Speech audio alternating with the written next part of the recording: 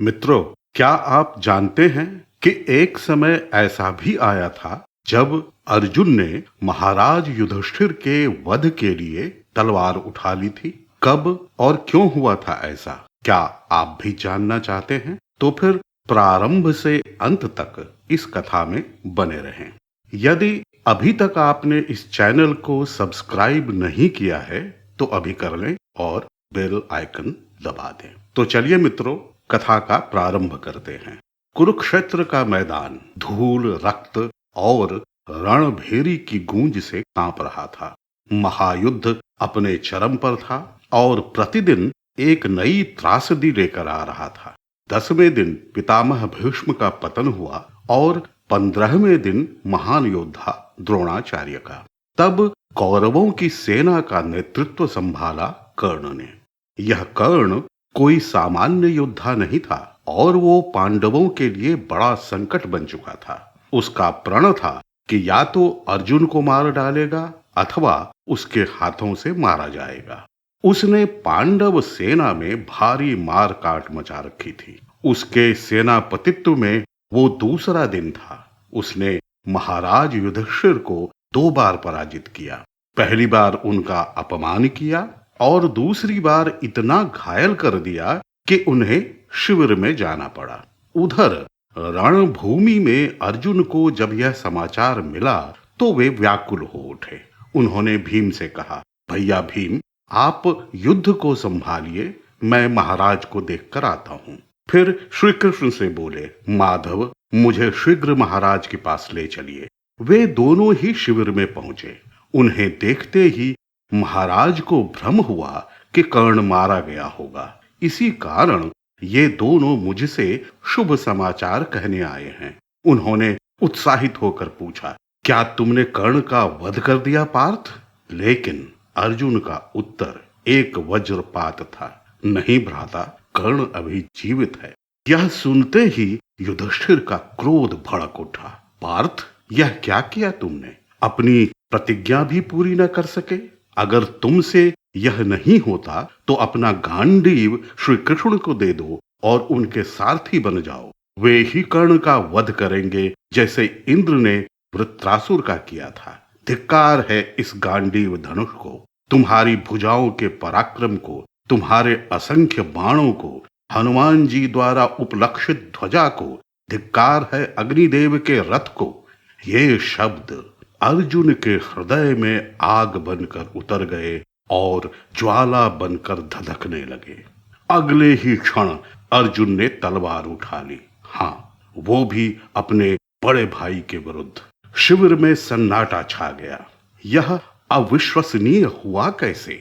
किसी को कुछ समझ न आया कि तभी एक मधुर किंतु गंभीर स्वर गूंजा, पार्थ, ये क्या कर रहे हो? ये थे श्री कृष्ण। अर्जुन ने कहा, माधव, मैंने प्रतिज्ञा ले रखी है कि जो भी मुझे गांडीव छोड़ने को कहेगा अथवा उसका अपमान करेगा, मैं उसका वध कर दूंगा। श्री कृष्ण बोले, नहीं नहीं कुंती नंदन, यह उचित नहीं। अर्जुन ने कहा, तो फिर आप ही बताइए कि मैं क्या करूं? मैं अपनी प्रतिज्ञा से हट नहीं सकता। श्री कृष्ण ने समझाते हुए कहा, तुमने बालक के समान एक प्रतिज्ञा कर ली और अब एक हठी के समान उसे पूरा करने पर उतारू हो। अपने भ्राता का वध तुम्हें अधर्म नहीं दिखता? धर्म हमेशा सीधा नहीं होता पार्थ। कभी कभी सत्य भी पाप बन जाता है, जैसे कौशिक मुनि के साथ हुआ था। अर्जुन ने पूछा, माधव, क्या हुआ था कौशिक मुनि के साथ? श्री कृष्ण ने कहा, कौशिक मुनि सत्यवादी थे, यही उनकी प्रतिज्ञा थी। वे नदी के संगम पर निवास करते थे। एक दिन लुटेरों के भय से कुछ लोग वहां आकर छुप गए। जब लुटेरों ने कौशिक मुनि से उनके बारे में पूछा तो उन्होंने सच बता दिया। तब उन लुटेरों ने उन्हें पकड़कर मार डाला। इस वाणी के सच से उन्हें बड़ा पाप लगा और वे नरक के भागी बने। तो हमेशा सच बोलना भी हानिकारक होता है, धर्म यही कहता है। जबकि पलाक व्याध की कथा कुछ और कहती है। अर्जुन ने पूछा, ये कथा क्या है मधुसूदन? मुझे धर्म का अर्थ समझाइए। श्री कृष्ण ने कहा, बलाक व्याध हिंसक पशुओं को अपने परिवार के भरण पोषण के लिए मारा करता था। एक दिन बहुत प्रयास करने पर भी एक ऐसा पशु मिला जो अंधा था। न चाहकर भी उसने उसे मार डाला।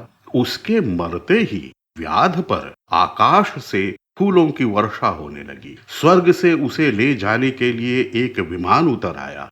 असल में उस जंतु ने पूर्व जन्म में तप करके संपूर्ण प्राणियों का संहार करने के लिए वर प्राप्त किया था। इसीलिए ब्रह्मा जी ने उसे अंधा बना दिया था। उस जंतु को मारकर बलाक स्वर्गलोक चला गया।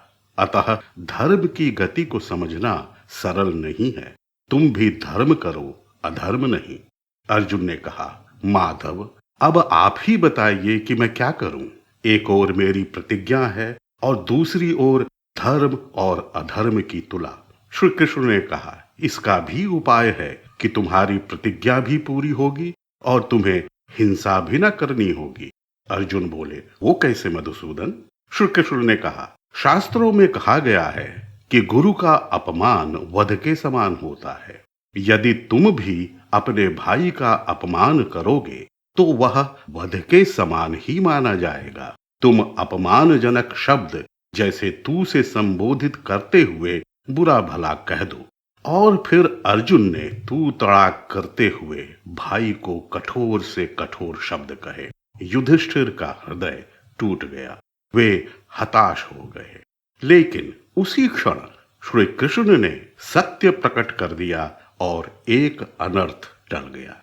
तब युधिष्ठिर ने अर्जुन को गले लगाया और रणभूमि में विजय का आशीर्वाद दिया। तो मित्रों, इस कथा से क्या सीख मिलती है? धर्म केवल नियम नहीं, समझ है। प्रतिज्ञा केवल शब्द नहीं, विवेक से बंधी होनी चाहिए। क्योंकि जब विवेक सो जाता है तो धर्म भी अधर्म बन जाता है।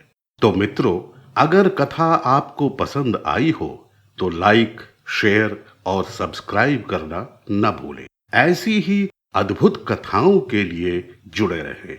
जय श्री कृष्ण।